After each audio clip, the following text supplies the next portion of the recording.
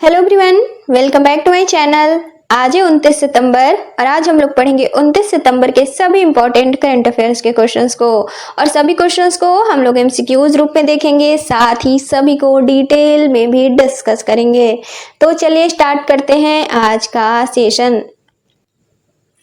तो आज का पहला सवाल है, विश्व नदी दिवस कब मनाया जाता है? तो दरअसल हर साल सितंबर महीने के चौथे रविवार को विश्व नदी दिवस के तौर पे मनाया जाता है और साल 2025 में इसे 28 सितंबर को मनाया गया है। और इस दिवस की शुरुआत साल 2005 में कनाडा से की गई थी। इसका मुख्य उद्देश्य है लोगों को नदियों के महत्व को समझाना, साथ ही इनके संरक्षण एवं सतत जल उपयोग को बढ़ावा देना, साथ ही जल प्रदूषण, अवैध खनन, बांध निर्माण, जल प्रवाह आदि में बाधाओं जैसी समस्याओं की तरफ ध्यान आकर्षित करना। और साल 2025 के लिए इस दिवस की थीम है हमारी नदियां हमारा भविष्य। तो आंसर हो जाएगा ऑप्शन डी, सितंबर के चौथे रविवार को। अगला सवाल है, हाल ही में young champion of the earth पुरस्कार 2025 से किसे सम्मानित किया गया है? तो young champion of the earth पुरस्कार 2025 तो दरअसल हाल ही में भारतीय जिनाली मोदी को इसे सम्मानित किया गया है, जो कि इन्हें इनके प्रोजेक्ट बनोफी लेदर के लिए इन्हें सम्मानित किया गया है, जिसे कि इन्होंने केले के कचरे से बनाया है। अब young champion of the earth पुरस्कार यह है क्या? तो दरअसल यह अंतर्राष्ट्रीय पर्यावरण पुरस्कार है, जो कि साल 2017 में इसकी शुरुआत की गई थी और हर साल इसे यूएनईपी के द्वारा दिया जाता है। अब यूएनईपी है क्या, इसे हम आगे देखेंगे। तो दरअसल 18 वर्ष से 30 वर्ष के ऐसे युवाओं को जिन्होंने की पर्यावरण संरक्षण, नवाचार और साथ ही सतत विकास से परियोजनाओं पे काम किया हो या फिर कर रहे हो, उन्हें दिया जाता है। और किस क्षेत्र में, मतलब किस क्षेत्र से संबंधित लोगों को यह अवार्ड दिया जाता है? तो अफ्रीका, एशिया और प्रशांत, साथ ही यूरोप, लैटिन अमेरिका और कैरेबियन, इसके अलावा नॉर्थ अमेरिका, इसके अलावा पश्चिम एशिया के क्षेत्र के लोगों को यह अवार्ड दिया जाता है। अब यूएनईपी तो दरअसल इसका पूरा नाम है यूनाइटेड नेशंस एनवायरनमेंट प्रोग्राम, संयुक्त राष्ट्र पर्यावरण कार्यक्रम। दरअसल इसकी स्थापना 5 जून साल 1972 को की गई थी और इसका मुख्यालय केन्या के नैरोबी शहर में है और इसके वर्तमान महानिदेशक है इंगेर एंडरसन। तो आंसर हो जाएगा ऑप्शन सी, जिनाली मोदी। अगला सवाल है, भारत के वर्तमान चीफ ऑफ डिफेंस स्टाफ कौन है जिनके कार्यकाल को हाल ही में बढ़ा दिया गया है? तो भारत के वर्तमान सीडीएस हैं जनरल अनिल चौहान। इनका कार्यकाल 30 मई 2026 तक के लिए बढ़ा दिया गया है। दरअसल इनका कार्यकाल 30 सितंबर 2025 को समाप्त हो रहा था, यानी कि अपने पद से सेवानिवृत्त होने वाले थे, लेकिन इनके कार्यकाल को हाल ही में केंद्र सरकार द्वारा बढ़ा दिया गया है। अब सीडीएस यह होता क्या है? तो दरअसल इसका पूरा नाम है चीफ ऑफ डिफेंस स्टाफ और यह भारतीय सशस्त्र सेनाओं, थल सेना, वायुसेना और नौसेना के सबसे वरिष्ठ सैन्य अधिकारी होते हैं। इसका मुख्य उद्देश्य है तीनों सेनाओं के बीच समन्वय स्थापित करना और यह रक्षा मंत्रालय के अंतर्गत कार्य करता है। दरअसल साल 1999 में कारगिल युद्ध के बाद कारगिल समीक्षा समिति द्वारा इस पद के लिए सिफारिश की गई थी, लेकिन इसके बाद 31 दिसंबर साल 2019 में इस पद की शुरुआत की गई और पहले सीडीएस बने भारत के जनरल विपिन रावत। तो आंसर हो जाएगा ऑप्शन डी, अनिल चौहान। अगला सवाल है, हाल ही में 11वें एशियाई एक्वाटिक्स चैंपियनशिप का उद्घाटन कहाँ किया गया है? तो 11वां एशियाई एक्वाटिक्स चैंपियनशिप, दरअसल इसका आयोजन भारत में किया जा रहा है। भारत में कहाँ? तो गुजरात के अहमदाबाद में, और 28 सितंबर को इसका उद्घाटन किया गया है। अब एशियाई एक्वाटिक्स चैंपियनशिप यह है क्या?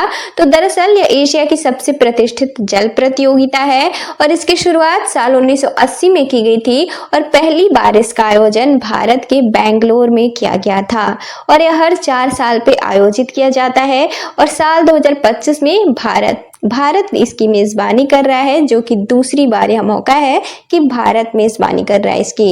अब 5 जल खेल इसमें खेले जाते हैं। ये कौन से हैं? तो पहला है तैराकी, अगला है डाइविंग, तीसरा है वाटर पोलो, चौथा है कलात्मक तैराकी और पांचवा है ओपन वाटर स्विमिंग। और इसका आयोजन किसके द्वारा करवाया जाता है? तो एशियन एक्वाटिक्स के द्वारा। इसमें भागीदारी किनकी रहती है? तो सभी एशियाई देश इसमें भाग लेते हैं। तो आंसर हो जाएगा ऑप्शन बी, अहमदाबाद। अगला सवाल है, ओजू जल विद्युत परियोजना किस राज्य से संबंधित है? तो ओजू जल विद्युत परियोजना, दरअसल हाल ही में इसे मंजूरी दी गई है केंद्र सरकार द्वारा। अब ओजू जल विद्युत परियोजना तो दरअसल यह अरुणाचल प्रदेश में सुबनसिरी नदी पे स्थित होगा, जो कि राज्य की तीसरी सबसे बड़ी जल विद्युत परियोजना है।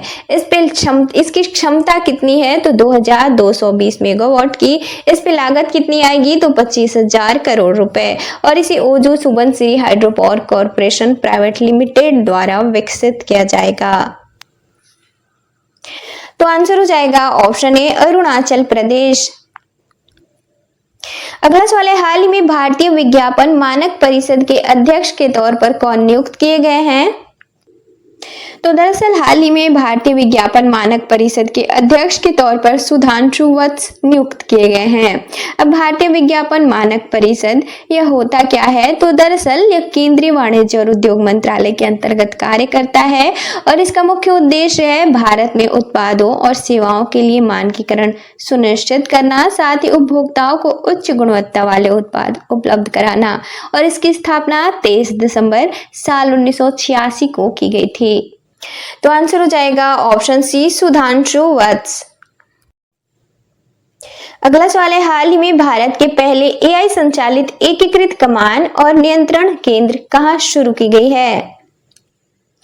तो हाल ही में भारत के पहले एआई संचालित एकीकृत कमान और नियंत्रण केंद्र की स्थापना आंध्र प्रदेश के तिरुमला में की गई है, जो कि श्री वेंकटेश्वर स्वामी मंदिर की भीड़ को नियंत्रित करने, साथ ही साइबर खतरे, सुरक्षा और निगरानी के उद्देश्य से इसे डिजाइन किया गया है।